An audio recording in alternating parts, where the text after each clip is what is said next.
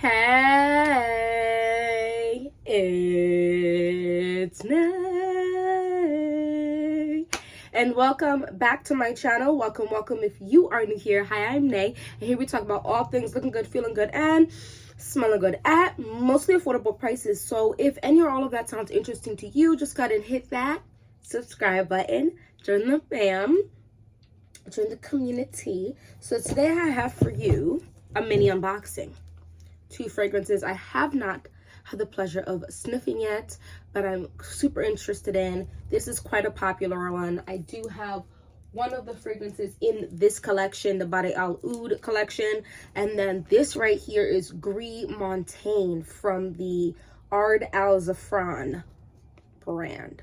So let's jump right into it. Anyway, so let's do this one first. This one here is, so there is a Gris Dior fragrance called literally Gris Montaigne. So this might be duping that. I do not have any of those right now in my collection. So this is not per se a comparison video. This is just my first impressions of these two fragrances. So here is the packaging. Looks kind of similar.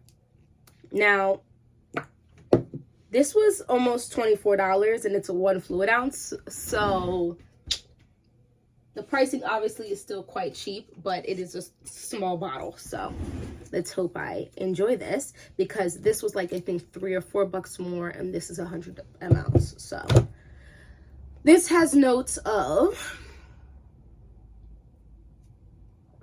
bergamot, rose, patchouli, amber, cedar, sandalwood, and oak moss. Together, give off a bitter and sweet woody note that is intensely refreshing. It's an everlasting symbol of elegance, perfection, and luxury. Now, I did hear that about the Gris Dior fragrances. It's just one of those more bougette type of scent profiles, supposedly. So I did want to try it without spending buku money. The patchouli in here smells like the patchouli in Coco Mademoiselle. This is very pretty. There's definitely something a little sweet in here. It did say bitter and sweet, but it's not like a super sweet fragrance. I definitely think this is unisex, slightly leaning feminine. Maybe because the patchouli reminds me of Coco Mademoiselle's patchouli, so it just leans to me feminine. But definitely a man could most definitely wear. This is sexy. The rose in here is prominent with that bergamot. It's definitely sparkling. This is very lovely.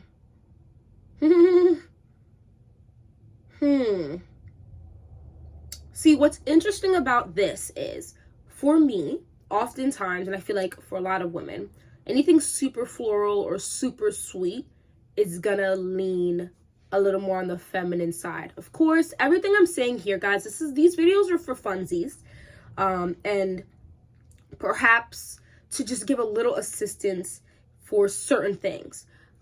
I'm not telling you something and then trying to bar you from using something or saying you have to use something or use it in a certain way. Wear what you want, when you want to wear it, how much of it you want to wear, period. Okay, this is simply an opinion. Okay, this is opinion-based videos, because the notes are in here, right? Those are just facts, but that's because all of those notes are in here doesn't mean you're going to smell every single one of these notes, and each person is going to pull different things from it, and due to your experiences are going to pull different feelings toward what you're smelling. Does that make sense? If that makes sense, go and hit the like button.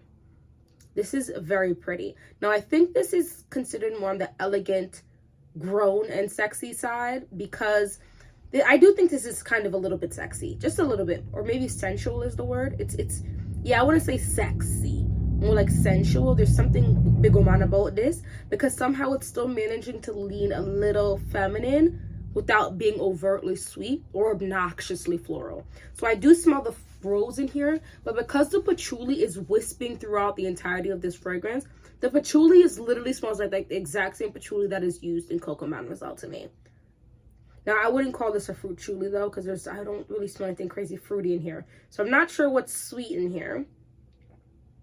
Perhaps the rose is Turkish rose, because they just say rose. It just says rose. Like, it doesn't say. Let's see what Gris Montaigne, the original, has, if they have more details of exactly what is in here. In the original: woody, earthy, patchouli, mossy, rose, warm, spicy, citrus, powdery, amber, floral. It's definitely super clever. Bergamot, grapefruit, rose, strawberry, jasmine, ylang ylang, orange blossom, patchouli, oak moss, sandalwood, amber, cedar, white musk. Holy shoot! Is that what Dior's fragrances are going for?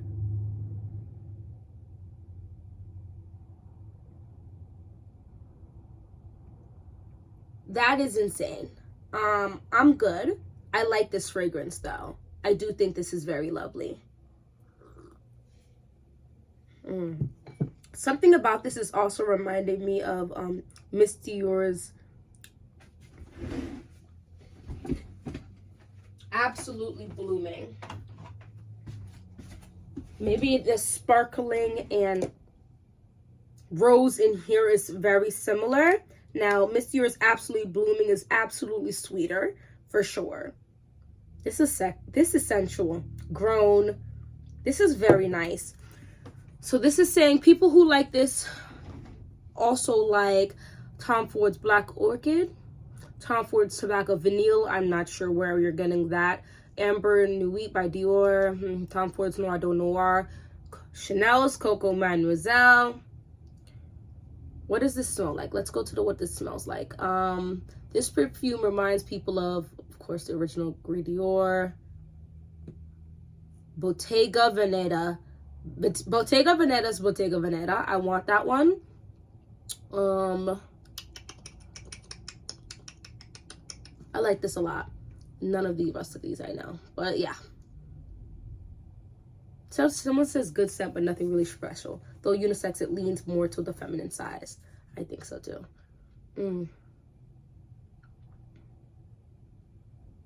Yeah, there was another one saying it leans a bit more feminine.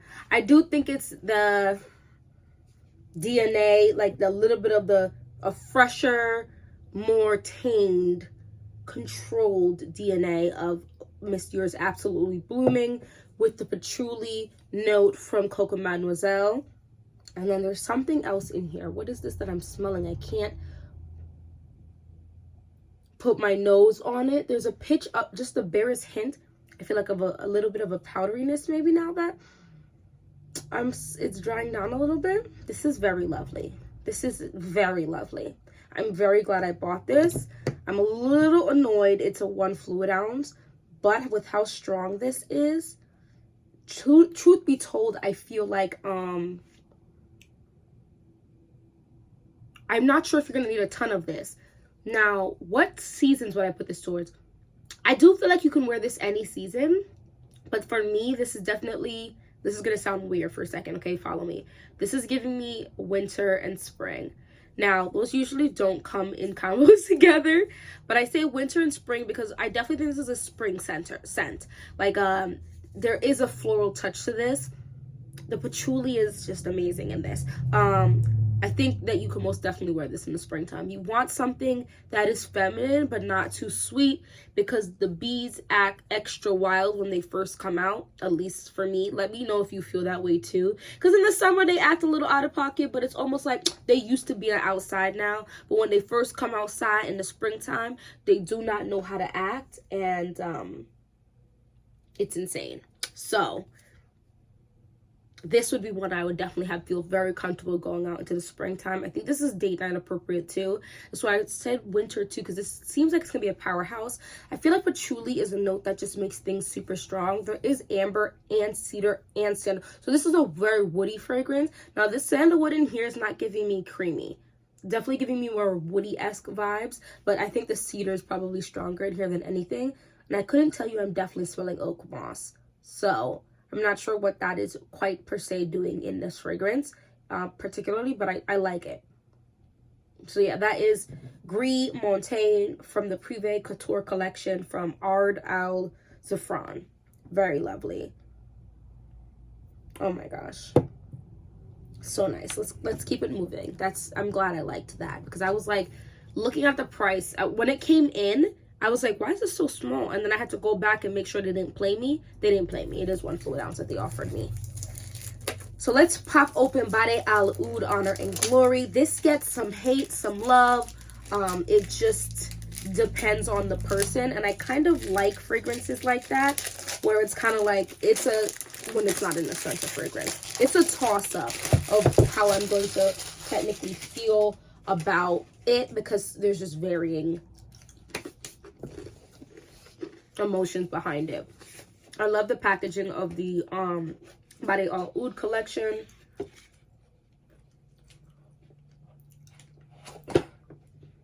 Okay, lovely bottles. They just did a good job with this collection.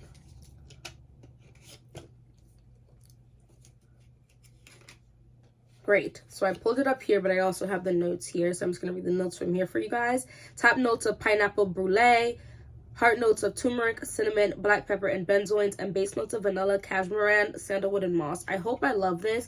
Some people did say it has to sit to really get that pineapple brulee note, but I'm going to obviously just smell it now, and I'll come back later on to let you know after having for a little while. Guys, the cap fell off. Not the cap, the sprayer spark just came right off. Come on.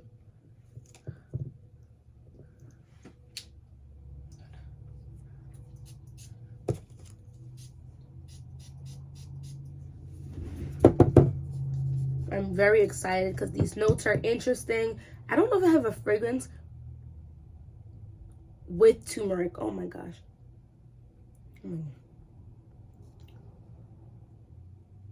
Now, the pineapple is punching me in my face right now. It is a tangy pineapple that makes my mouth water a little bit. And that's kind of all I'm really smelling right now. Super juicy pineapple. Not really getting anything that I would say is a brulee, like a creme brulee. But that's the note that people are saying. Not the whole pineapple brulee part. The brulee part that is gotta give it some time to develop. That pineapple note by itself, in and of itself, is amazing. So, known for its luxurious blend of oud and oriental accords, this scent is a tribute to timeless traditions and regal elegance, offering a harmonious interplay of rich oud, exotic spices, and precious woods. It exudes an air of honor and glory, evoking a sense of majesty and splendor with every enchanting note. There we go. Now we're starting to get... Now, I use turmeric in, like, teas and my spices and stuff, especially when I make, like, curry. And I'll put a little in, like, other seasonings just to get the health benefits of it. Turmeric is really good for you. And I feel like I smell the barest hint of it. It's really not obnoxious, because that is a note that I was like, I'm either going to really like that it's mixed in here, or I'm going to be like, wow, I like it, but I don't want to smell like it. It's adding something very interesting, excuse me, to this fragrance. Now, turmeric smells to me a little earthy and a little like curry. And I'm glad that it doesn't smell obnoxiously like turmeric, because that would be an interesting thing to smell like an obnoxious amount of turmeric. I'm going to be honest with you right now. I don't really smell any cinnamon. I smell a little bit of black pepper, and I definitely smell something resinous a little bit. Oh, something slightly green. Nothing creamy though. This is giving me like a juicy pineapple that has been seasoned, like it's gonna go on the grill. You know what I'm saying? Like, you know when you put those skewers and you do pineapple and chicken and peppers, whatever, and you season that whole thing, and it's like the pepper, maybe a turmeric and stuff like that to it. And you might have maybe put something a little sweet on the pineapple, because it's getting a little sweet now, like almost maybe a little brown sugary. Maybe that's the benzoin I'm smelling, but benzoin... Oh, there goes a little bit of the cinnamon. This is actually really nice. This is giving me a little bit of a, like a ride here. Like it's giving a little bit of a ride, a roller coaster. Guys, this is lovely. I'm liking this. I think this is very interesting. I don't think this is the most upscale smell I've ever smelled in my life, but it's definitely not giving childish either. I am enjoying this. It almost gives me like I want to have a cocktail in my hand on a beach. But I'm wearing like one of those beautiful like flowing see-through meshy, like not meshy, but like see-through-esque gowns over a very beautiful bathing suit. That's not showing too much, but it's definitely giving a little something. And I might even be wearing like those cute little strappy flat heels. Maybe I'm like at like a beach club in Bali. So like the sand is over there and I'm over here, and then I can go into the pool and wade to the pool to get myself a drink. Or maybe the server comes up and gets the drink for me, but I'm just really cute. I might even have my makeup done. Like I'm not intending to swim. Like I'll get in the water, but I'm not gonna go like underneath the water because I don't want to get my hair wet up. So, what God, this smells nice. This smells good. This smells good. I'm really enjoying this. It's definitely a concoction of like a cocktail without the booze in there. A fruity cocktail that is not childish, because I think it's the turmeric, the black pepper, and the cinnamon giving it. This is nice. I like this. I don't know if I would wear this per se in the dead of winter though. I think I would wear this every other time but then. Because I think this would be nice to be this type of juicy sweet in the spring and summer for sure. And I think this would still be lovely to wear juiciness in the fall. Because I think mixing this with like a vanilla fragrance or something of that nature, a brown sugar fragrance, something like a sweet fragrance, would work in its favor. Give it some more creaminess. Oh, this is lovely. I like this a lot actually. These two were both bangers.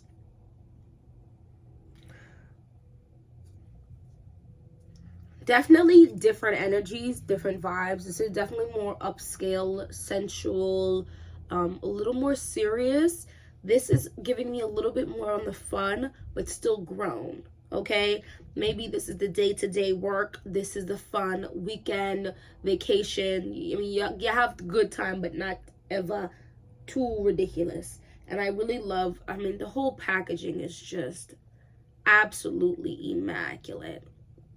And I don't mind that the back doesn't have this template, because they made it so crisp and clear, and this latafas in the back, and I just think the sides look really nice. This is just, I love these bottles. And I was gonna, it was either this one or the black one, because I'm gonna eventually have the black one as well. And I'm thinking about the red one because people are saying that smells kind of like the Kayali Edie Juicy Apple 01. So I might just have all four, but for now I have two. And I'm not surprised I like this one, because I really enjoyed what they did with the purple bottle, because I have the purple bottle, which is where is the purple bottle?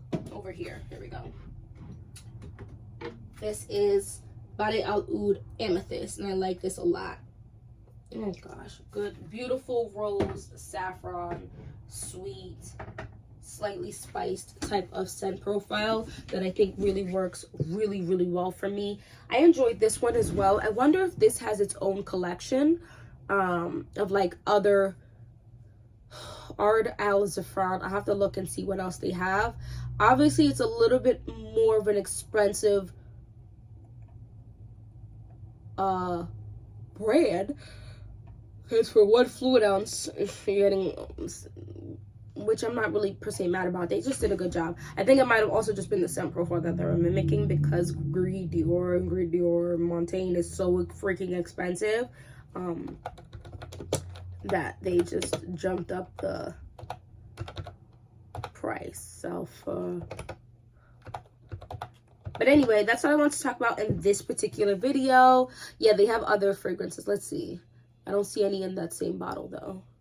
Anyway, thank you so much for watching this whole video. Let's talk about these two fragrances. Do you have either of them? They were both under $30 each. Like I said, this was, I think, $22, $23, and then that one was $27. Yeah, so under $30 each. So this is, the price point is amazing, because I do think everyone deserves the right to look good, feel good, and smell good inside and out. So yeah, let's talk about these fragrances down below, and any other fragrances you might be interested in that are affordable. If they're not affordable, hopefully I'll be able to get a decant to be able to tell you what I think of them. Anyway, thank you so much for watching this whole video. It's Goddess Nail. Look good, feel good, smell good, have a great day. Bye.